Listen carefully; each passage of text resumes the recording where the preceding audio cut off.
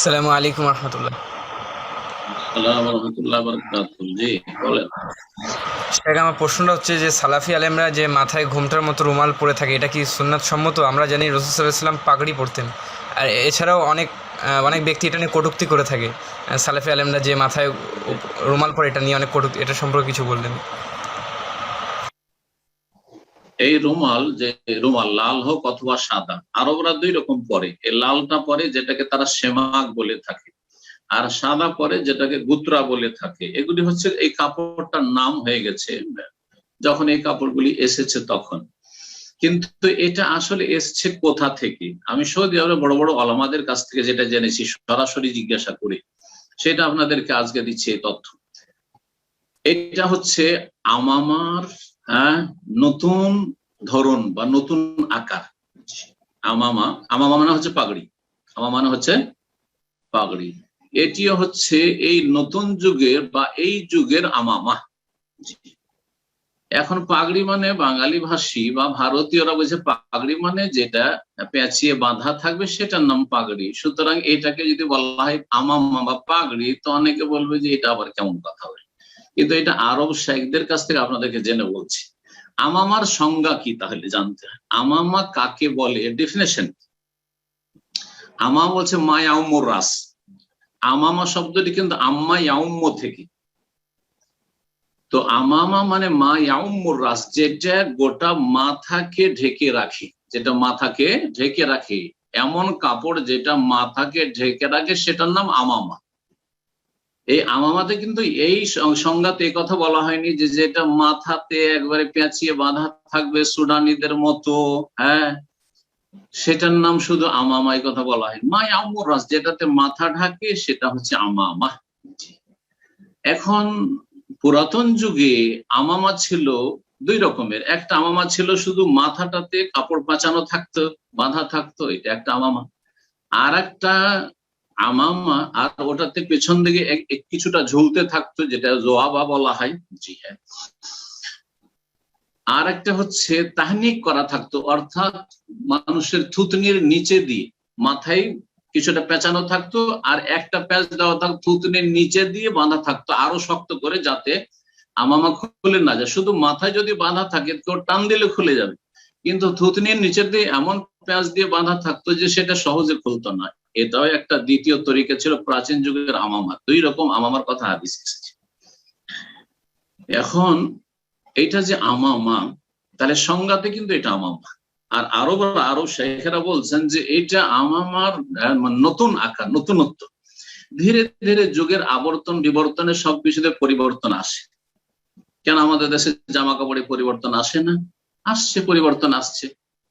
তো জামা কাপড়ে যেমন পরিবর্তন আসে, ঠিক তেমনি এই পাগড়িতেও পরিবর্তন আরবদের মাঝে এসেছে। কখন এসেছে? হয়তো 200-500 বছরে এসেছে। এগুলোর ইতিহাস 400-500 বছর বেশি হবে না, 3 থেকে 500 বছর, যা আমি যতটুকু শুনেছি জানি। এখন এটা নিয়ে সমালোচনা করে যারা বিদ্বেষী, আরব ওলামা বিদ্বেষী বা আরব জাতি বিদ্বেষী বেদাতপন্থীরা, তারা তো সমালোচনা করবে। তারা তো আমাদের যে কিছুরই সমালোচনা করবে। আমরা ভালো বললেও সমালোচনা করে, মন্দ বললেও সমালোচনা করবে। যাকে দেখতে নারী তার চলন বাঁকা, স্বাভাবিক ওইটা কথা। কিন্তু দুঃখজনক হলো সত্য যে আমি কিছু শুনেছি যে আহলে হাদিসও এর সমালোচনা করে, আর ক্রিটিসাইজ করে, আর ঠাট্টা উপহাস করে এটা নিয়ে। এটা বড় দুঃখজনক। তাদের এই ক্ষেত্রে জানা উচিত, এবং আশা করি তাদের জানা আছে। বিদ্যার্থীদের জানার নাই, তাদের জানা উচিত, জানা ফরজ। কিন্তু আহলে হাদিস আলেমদের তো জানা উচিত যে লেবাস পোশাকে সুন্নতি বলে কিছু নেই। লেবাস পোশাকে সুন্নতি পোশাক বলে কিছু নেই। ওই যে শার্ট হলে সুন্নত নয়, প্যান্ট হলে সুন্নাত, আর পায়জামা হইলে প্যান্ট হলে সুন্নত নয়, আর পায়জামা পরলে সুন্নতি পোশাক হয়ে গেল। পাঞ্জাবি যদি কাটা থাকে তো হাফ সুন্নাত হইলো, আর যদি গোল করা থাকে জুব্বার মতো বরিশাল আর অন্যান্য এলাকার মতো, তাহলে ওইটা সুন্নতি পোশাক হয়ে গেল। বুঝতে পেরেছেন? টুপিতে 5 কলি থাকলে সুন্নত হয়ে গেল, অথবা কিস্তি নৌকর মতো থাকলে সুন্নত হয়ে গেল। এগুলো ফালতু ভিত্তিহীন কথা। তাহলে পোশাকের ক্ষেত্রে বিশেষ কোনো পোশাক সুন্নতি পোশাক নেই। পোশাকের ক্ষেত্রে কিছু সার্কুলার আছে, সেই সার্কুলার গুলো, সেই কাওয়ায়েদ গুলি, সেই জওয়াবিদ গুলো, সেই নীতিমালা গুলি সামনে রেখে, সেই শর্তগুলি সামনে রেখে যদি পোশাক পরিধান করেন, সেটার নাম ইসলামী পোশাক। পোশাকের বিধান সম্পর্কে আমার আলোচনা আছে, ঠিক তাতে বিশদভাবে আলোচনা করেছি সেখানে। তার একটি হচ্ছে যে পোশাকে লজ্জাস্থান আবৃত হইতে হবে, শরীর ঢাকতে হবে যতটা ঢাকা জরুরি, এবং পোশাকের যেটা কাপড় হবে সেটা এত পাতলা না হয় যে বাইরে থেকে কিছু দেখা যাচ্ছে। আর যদি পাতলা পরেন তো তার নিচে যেন মোটা কাপড় থাকে, যাতে লজ্জাস্থান নজরে না আসে। পোশাক এত টাইট যেন না হয় যে সবকিছুই নজরে আসছে কাপড় পরে, আর ইবাদত বন্দেগীতে কষ্ট হচ্ছে।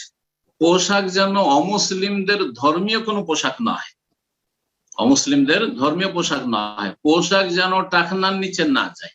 এইভাবে যে শর্তগুলি পোশাকের রয়েছে, এগুলো যদি সামনে রাখেন তাহলে যে কোনো পোশাক পরেন, যে কোনো পোশাক পরেন। এখন মাথাতে কি পরবেন বলছে, পাগড়ি সুন্নত। যারা পাগড়ি সুন্নত বলে তারা কিছু জানে না, কিছু জানে না। পাগড়ির ফজিলত সম্পর্কে, যে পাগড়ি পরে নামাজ পড়লে 70 গুণ ফজিলত, জাল হাদিস, ভালো করে শুনে রাখেন। আর পাগড়ি পরা সুন্নত তো কার সুন্নত? নবী সাল্লাল্লাহু আলাইহি ওয়াসাল্লামের সাহাবীরা শুধু পাগড়ি পরতেন না, কাফেররা পাগড়ি পরত, জানা উচিত আপনাদের।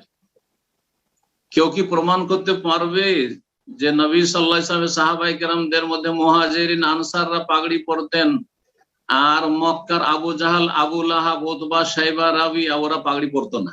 প্রমাণ করতে পারবে? না আরবদের এটা পোশাক ছিল? আরবদের পোশাক ছিল। এই একটা হাদিসকে প্রমাণ করতে পারবে যে যেদিন কলমা পড়লেন নবী সাল্লাল্লাহু আলাইহি ওয়াসাল্লামের সাহাবী, সেদিন বললেন যে এখন তুমি পাগড়ি পরো, কারণ এটা ইসলামী পোশাক। আর সে পাগড়ি বাঁধা পরে এরকম করে বলেছেন? না, না, মোটেই না। সুতরাং আবার ফিরে আসছি যে আমামা মায়াউমর রাস, পাগড়ি যেটা মাথাকে ঢাকে, মাথাকে ঢাকে, সেটা বেঁধে ঢাকেন, সেটা থুতির নিচে দিয়ে আপনি প্যাচ দিয়ে আপনি বাঁধেন, অথবা এমনি গোল করে বাঁধেন, অথবা এইরকম রাখেন, লাল রাখেন, অথবা সাদা রাখেন। এই পোশাকগুলি কিসের জন্য? আমি পড়ছি, মাঝে মাঝে পড়ি না, কিন্তু আমি আলোচনাতে পড়ি। কেন পড়ি? এটা জিনত, এটা জিনত। আল্লাহ জিনত আমার জন্য বৈধ করেছেন। কুল মান হারামা জিনাতাল্লাহি আল্লাতী আখরাজা লিইবাদিহি ওয়াত তাইয়্যিবাতি মিনার রিজক কুল হিয়া লিল্লাযিনা আমানু।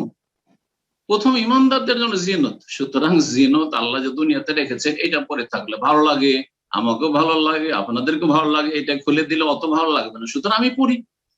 আপনার রুচি হয় না আপনি টুপি পরবেন, আপনি খালি মাথায় থাকবেন না, আপনি কোন টুপি পরবেন, আপনার রুচি সেই উঁচা টুপি পরবেন, আপনাদের রুচি সেটা। আপনাদের রুচি সম্পর্কে আমরা কিছু বলি না, আশা করি বুঝতে পেরেছেন। কারো সাদা রুচি রয়েছে, কারো লাল রুচি রয়েছে, কোনো অসুবিধা নেই, জায়েজ রয়েছে, কথা বুঝতে পেরেছেন। তো জিনত, জিনত সম্পর্কে আল্লাহ কোরআনে আরো বলেছেন, বিশেষ করে সালাতের সময়। জি, ইয়া বানি আদম খুযু জিনাতাকুম ইনদা কুল্লি মসজিদ, হে আদম সন্তান তোমরা জিনত গ্রহণ করো, সাজসজ্জা গ্রহণ করো, ইনদা কুল্লি মসজিদ, প্রত্যেক মসজিদে গেলে, মানে সিজদার সময়, সালাতের সময়। সুতরাং সালাতের সময় ভালো পোশাক পরে যাব। আর আরবদের মাঝে ভালো পোশাকের অন্তর্ভুক্ত এটা, বাংলাদেশে নয়, আফ্রিকাতে নয়, কিন্তু আরব দেশে ভালো পোশাকের অন্তর্ভুক্ত হচ্ছে মাথার এই রুমাল, সেটা লাল আকারে হোক অথবা সাদা আকারে। সুতরাং কেউ যদি সালাতের অবস্থায় পরে অথবা এমনি রাস্তাঘাটে পরে, আলোচনার সময় পরে, তো এটা প্রশংসিত ভালো জিনিস, সে জিনত গ্রহণ করলো, আল্লাহ সাজতে বলেছেন। আশা করি বিষয়টি বোঝা গেছে। সুতরাং আবার বলছি, কখনো এই কথা বলবেন না যে পাগড়ি সুন্নতি পোশাক আর গোল করে বাঁধাটা হচ্ছে সুন্নতি পোশাক। পাগড়ি আরবদের পোশাক, সুতরাং ভারতীয় কেউ পাগড়ি না পরে তাও কোনো সুন্নতের খেলাফ কাজ করলো না। জি, বর্তমানে সুডানিদের পোশাক হচ্ছে পাগড়ি, আর সাদা সাদা রঙের পাগড়ি, তারা গোল করে বাঁধে, সেটা তাদের পোশাক, কোনো সেটা ধর্মীয় পোশাক নেই। ধর্মের সাথে এই পাগড়ির আর এই পাঞ্জাবির আর এই জুব্বার কোনো সম্পর্ক নেই। যেটা যত বেশি ঢিলা ঢালা কাপড় আর যত বেশি সুন্দর করে শরীরকে ঢাকে, এবং যত বেশি যেই সমাজে আপনি বাস করেন ভদ্র লাগে দেখে, আপনাকে শরীফ লাগে, সেটা সবচেয়ে ভালো পোশাক, সবচেয়ে ভালো পোশাক। জাযাকুমুল্লাহু খাইরান।